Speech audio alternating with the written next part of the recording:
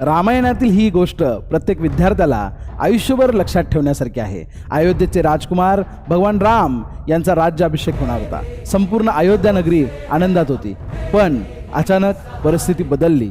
रामाच्या सावत्रई कैकेयी हिने राजा दशरथ यांना 2 वचनांची आठवण करून दिली। रामाला 14 वर्ष वनवास द्या आणि भरताला राजा बनवा। राजा दशरथ खूप दुःखी झाले। त्यांना हे मान्य नव्हतं, पण त्यांनी दिलेले वचन ते मोडू शकत नव्हते। ही बातमी जेव्हा रामाला कळाली तेव्हा रामाने एकही क्षण न घालवता शांतपणे निर्णय घेतला। वडिलांचे वचन पूर्ण करणं हेच माझे कर्तव्य आहे। ना राग, ना तक्रार, ना विरोध। रामाने आनंदाने राज्य सुखसुविधा सोडून वनवास भोगला। विद्यार्थ्यांसाठी यातून एक शिकवण मिळते की कर्तव्य आणि प्रामाणिकपणा हा सर्वात मोठा असावा। परिस्थिती कितीही कठीण असली तरी योग्य तेच करा। रामाने वडिलांचा आदर ठेवला आणि वचन पाळले। मोठे यश मिळवण्यासाठी गोष्टी सोडाव्या लागतात। रामनवमीच्या या पवित्र दिवशी चला आपण सर्वजण प्रभू रामांच्या आदर्शांचा स्वीकार करूया, त्यांच्या मार्गावर चालण्याचा संकल्प करूया। जय श्रीराम।